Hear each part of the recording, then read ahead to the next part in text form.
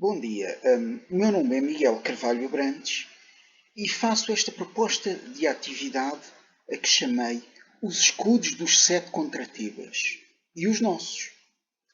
É uma atividade que me parece interessante e eu irei, nesta forma de vídeo e de uma forma quase completamente extemporânea, apresentar em que consiste esta atividade, na esperança de que depois alguém, quem decidir realizá-la, possa depois elaborar neste tema e criar a sua própria versão, obviamente adaptada ao público em questão.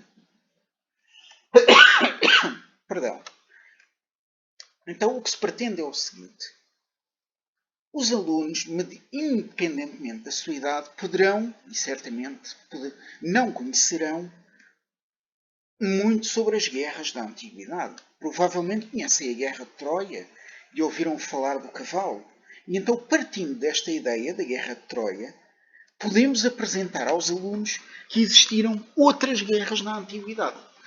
Agora, essas outras guerras não nos chegaram com tanta informação, mas temos alguma informação sobre elas.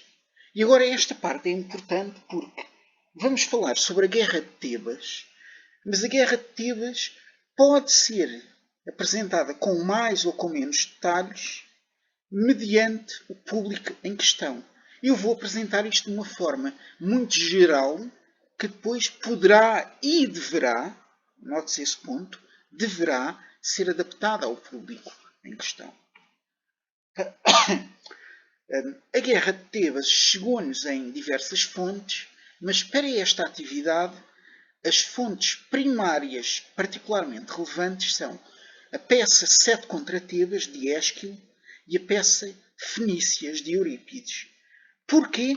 Porque em ambas estas peças é representado de forma indireta o conflito da Guerra de Tebas, mas são apresentados as pinturas dos escudos dos heróis intervenientes, que, como veremos a seguir, isto tem uma grande importância para esta atividade, as pinturas dos escudos. Agora, quem vai apresentar o tema pode já conhecer estas peças, idealmente conhecerá, mas se não as conhecer e não quiser estar a ler tudo, pronto, a decisão é deles, não é? Eu não poderia fazer nada em relação a isso, mas poderá ler em alternativa um artigo que eu escrevi, que foi publicado há já alguns anos numa revista brasileira, que é 7 Heróis, 7 Portas, Identidade e Simbologia no Mito dos 7 Contratebas, em que eu resumo o essencial para este tema. E o essencial, em suma, é o seguinte: existia uma grande cidade com 7 portas, que era a cidade de Tebas. E depois, essa cidade, em determinada altura da sua história, passou por uma grande guerra. Seria aqui muito interessante contar como é que se chegou a essa guerra, contar o mito de Édipo, contar a forma como o Édipo se zangou com os 2 filhos. Perdão.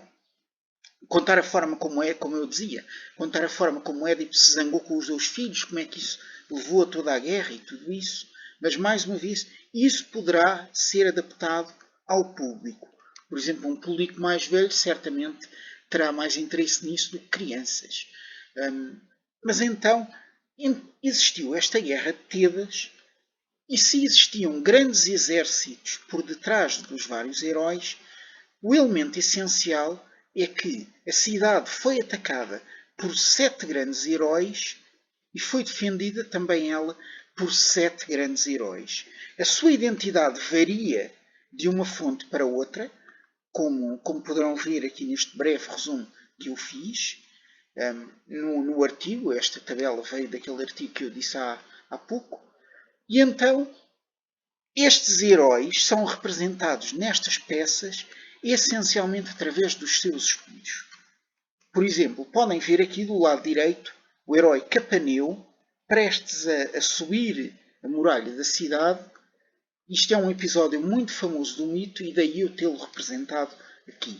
Penso que não existem muitas representações da Guerra de Tebas, em particular dos escudos, Poderá até ser visto aqui que nesta imagem o escudo dele está para cima, mas estando para cima, não podemos ver que imagem é que tinha, mas em cima do herói pode ser visto uma espécie de raio, que é o raio que leva à destruição deste herói. Sabemos, no entanto, que, segundo as duas peças, ele tinha algo representado no seu escudo.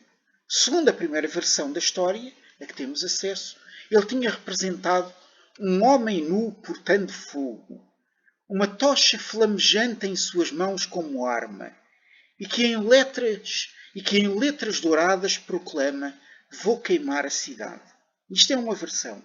Numa outra versão, este mesmo escudo tinha representado um terrígeno gigante que nos ombros carregava uma cidade inteira com barras retirada de suas bases.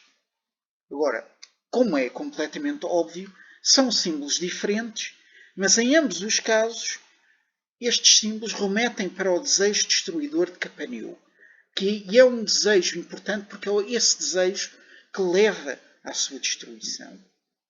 Agora é assim, como isto nos permite ver, existem duas representações do que estava neste escudo, mas ele tem uma ligação, essas representações têm uma ligação direta com o herói e com a trama da história.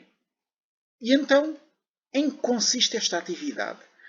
A atividade que eu proponho, finalmente, neste passo final, consistiria em apresentar toda esta história aos alunos e pedir-lhes que fizessem algo semelhante para si próprios, ou seja, que imaginem um escudo, que digam o que é que esse escudo ia ter representado e o que é que essa representação, o que é que com essa representação quereriam dizer aos inimigos e aos seus companheiros. Isto pode ser representado mesmo desenhando o escudo e pintando-o, ou pode ser feito de uma forma apenas oral, em que depois de se dar algum tempo aos alunos para pensarem no tema, lhes fosse apenas pedido que partilhassem uma coisa como: o meu escudo teria representado X porque... e depois explicar essa razão. Isto parece-me uma sugestão de atividade interessante porque permite aos alunos que não só explorem quem eles próprios são, mas explorem como é que se representariam a si mesmos. Por exemplo, imagine-se um aluno que adora jogar futebol e que marca muitos golos.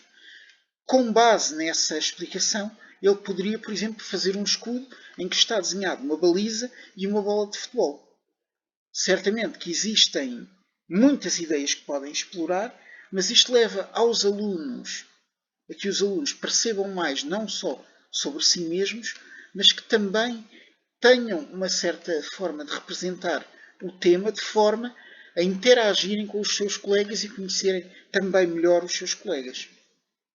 Bem, espero que tenham achado esta ideia interessante e espero que quem tiver interesse também a possa mesmo realizar fisicamente.